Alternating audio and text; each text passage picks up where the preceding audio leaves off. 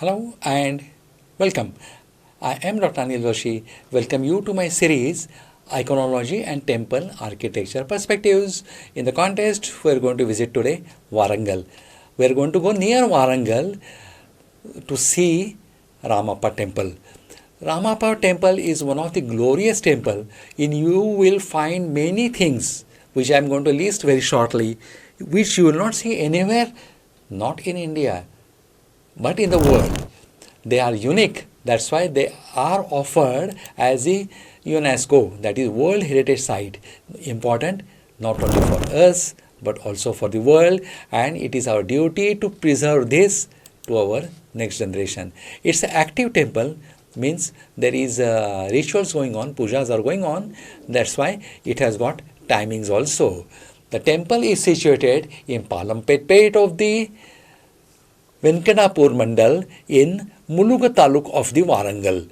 The Ramappa temple has been referred as the brightest star in the network of medieval temples in the Deccan region and brightest star in the galaxy of the temples, not by me or anybody or by the historians, but it was by a foreign traveler, Marco Polo, Italian traveler, who was traveling right from the India, went to the China also, and he called this as a brightest star. He found it as exceptional.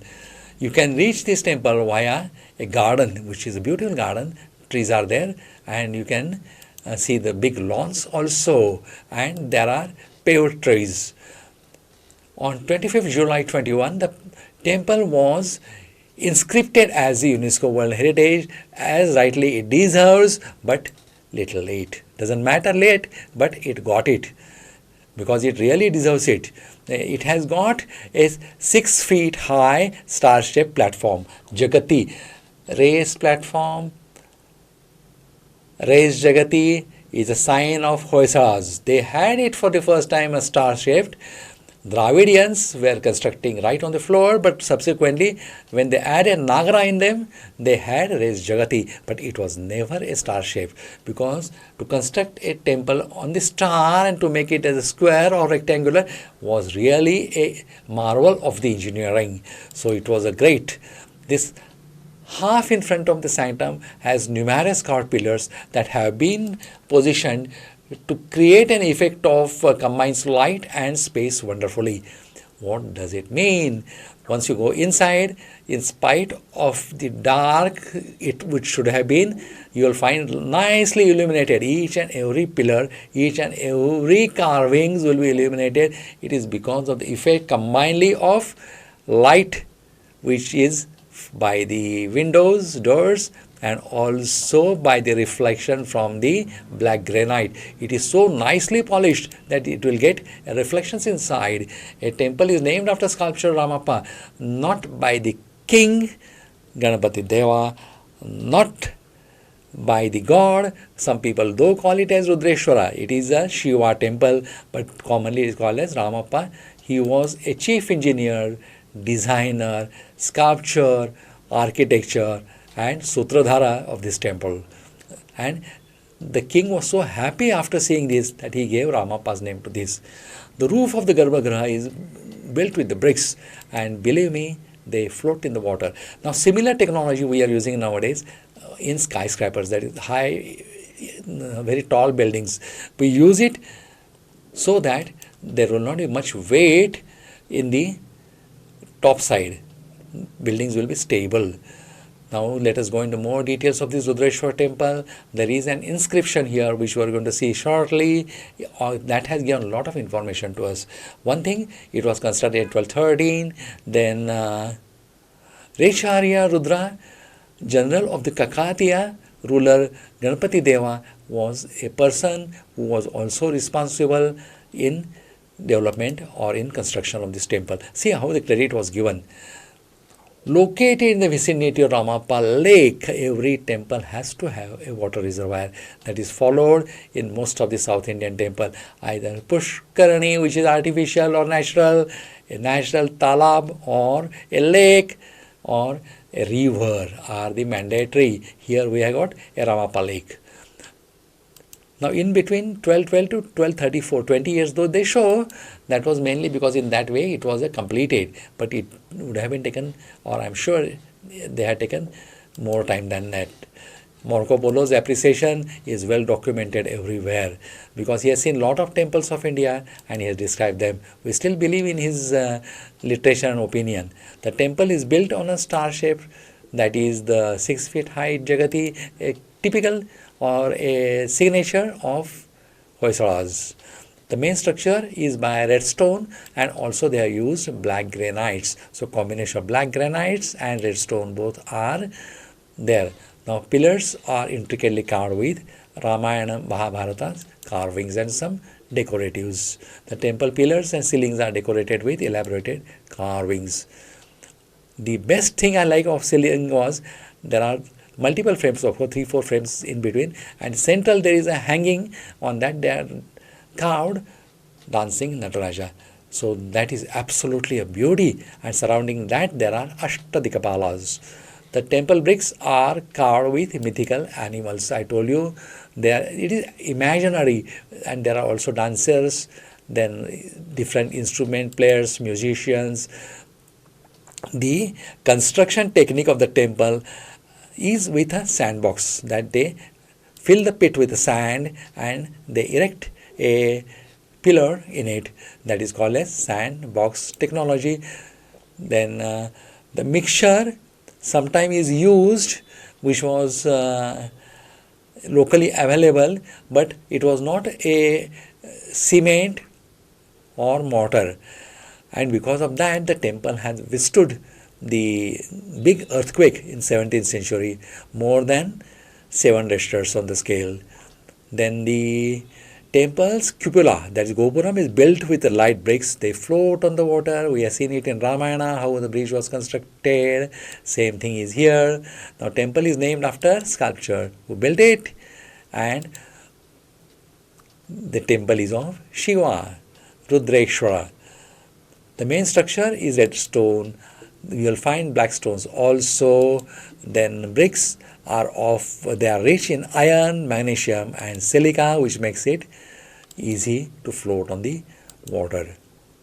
Then outside you will find on black granite lot of dancing females, and they are beautiful.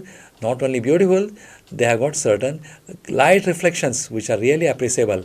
There are 2 small Shiva signs, because see what they do is when they construct a big temple, they make a small model of it.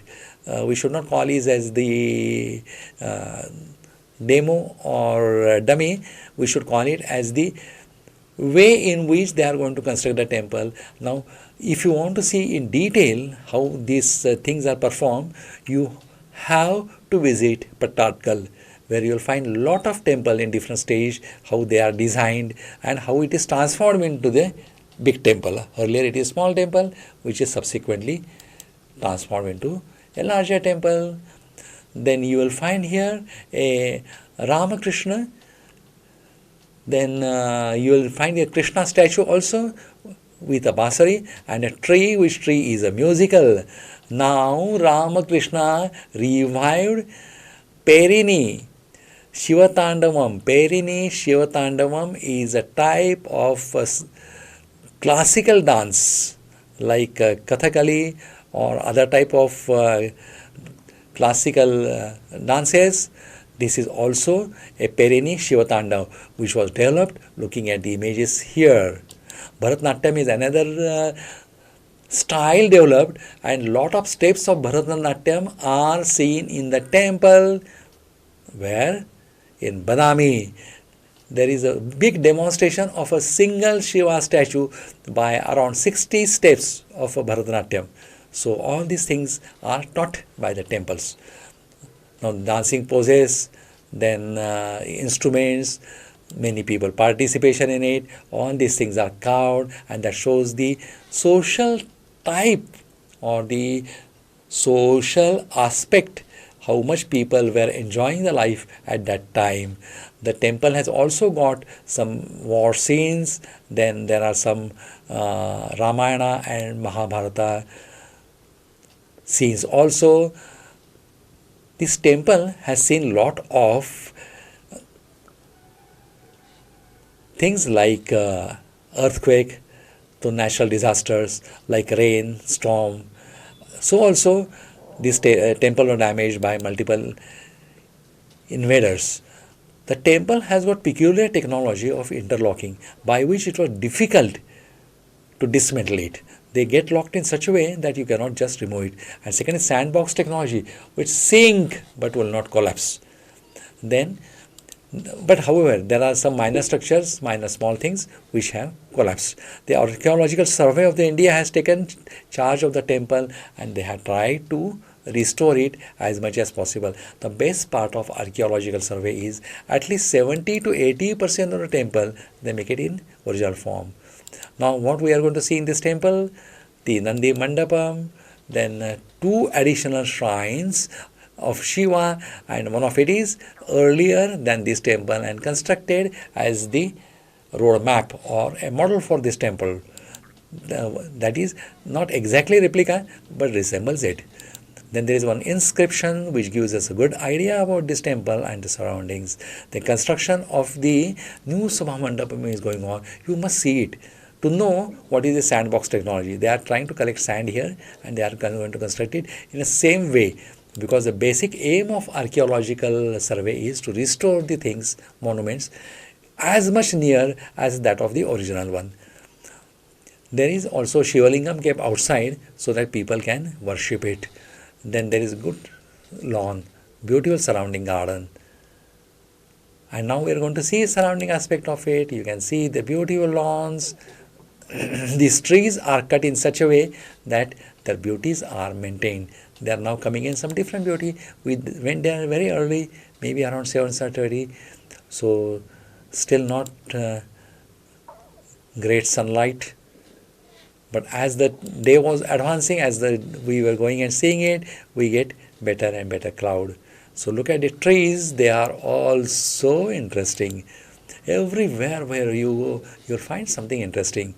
And archaeological survey, the government of Karnataka state, they are putting excellent efforts on all these things. Look at the cleanliness, neatness. Of course, there is a Ramappa lake near, which can give it a water source. But cleanliness, absolutely plastic-free premises is really something worth appreciating. Good appreciations to the Karnataka government and archaeology. Look at the trees, how they look beautiful. They look different, but still in spite of that, the beauty is maintained. This is something in different way they have made. This I have taken close up to show you how a tree is given shape like this.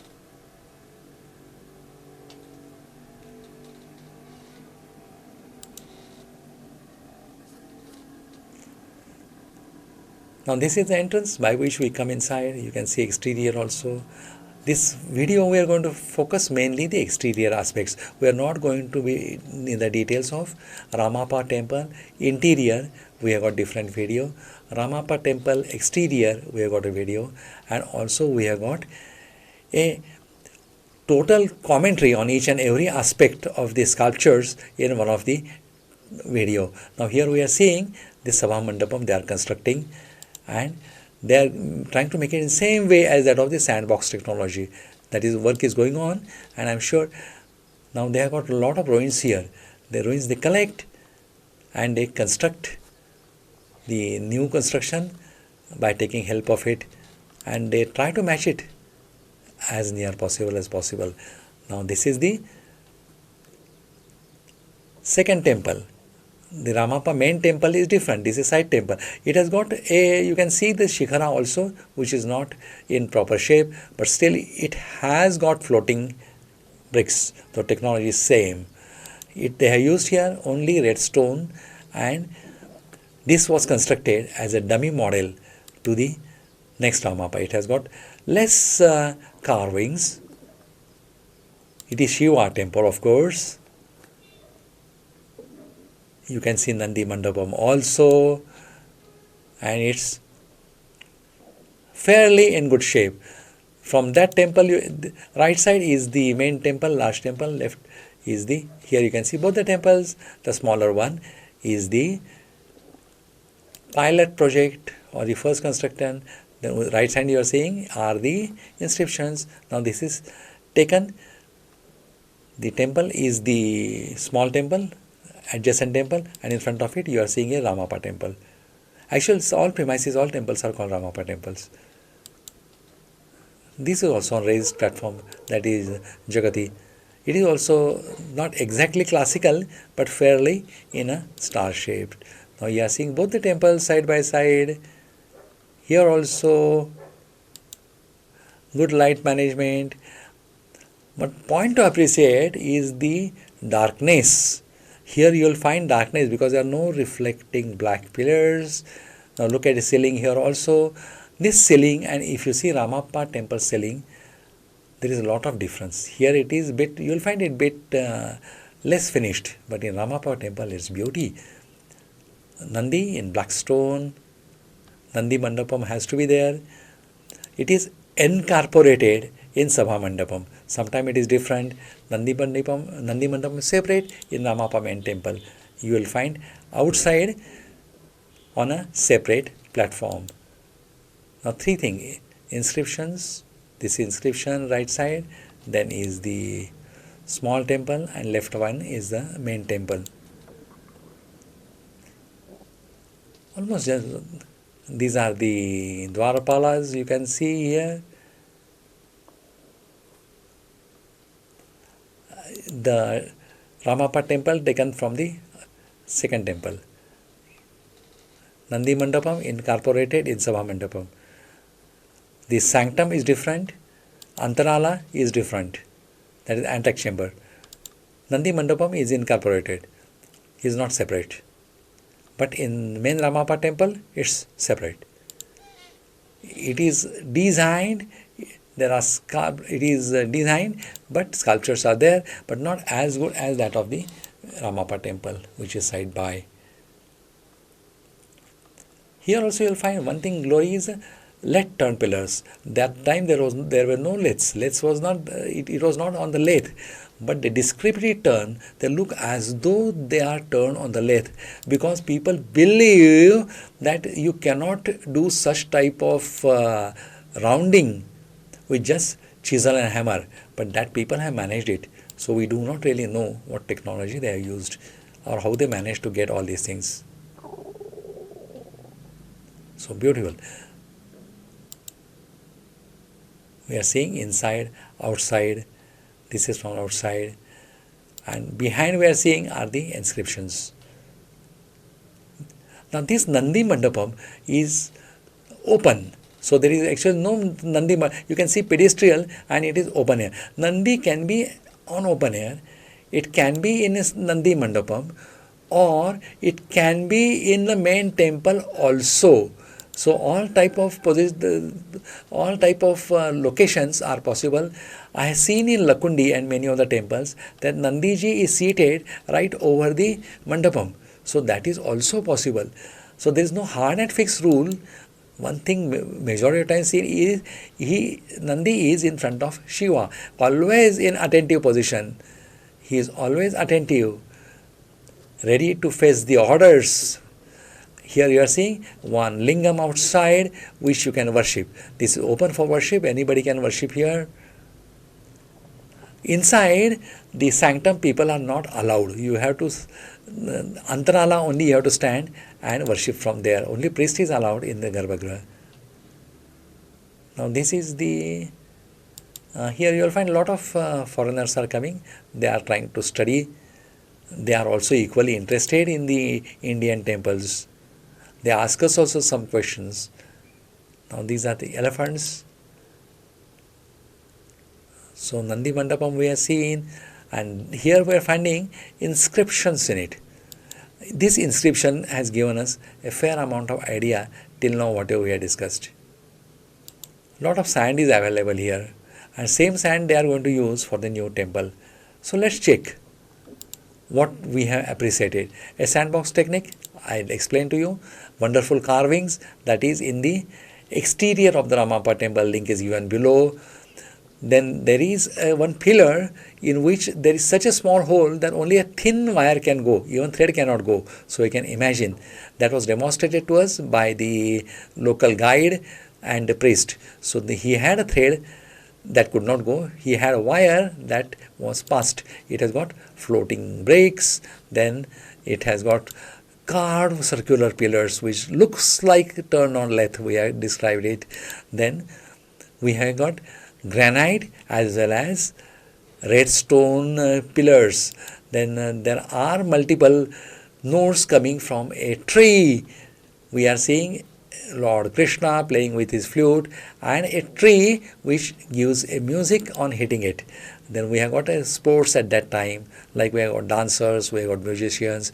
We are here demonstrated wrestling game also with one umpire. You do see our external carvings of the Ramappa temple. Then ceiling shows Nataraja, Ashtadikpalas, then polished sculptures of female with effect of light and dark on it. Now if you see the photograph I given here, the intention of it is to show you what is the effect of light. You will see on that when the sun falls, you will get certain areas illuminated, you will get certain areas dark, and you will get certain areas as the grey shades. Now all these things, can it be depicted in a sculpture? You will say in photography we will adjust it with the light. What you can do in sculptures, here they have done it. They have shown here a shadow of necklace. They have shown certain areas brightly shining, certain areas dark, and that is something really marvelous. Then when there is a swelling on the ankle, they have shown it clearly, and the best part I liked was they have shown one heel with the footwear and the space in between them. So what happens is when the left leg gets lifted and bent in the knee, the footwear falls down and there is a gap in between. That also they have shown it in so nice ways. Elephants are here to show you direction in and out. They will give you a traffic map. With that, we are coming to the end of this small presentation. It was regarding exterior aspect of the Ramappa temple. I thank you for giving your valuable time. Goodbye, good luck and take care. See you in next video.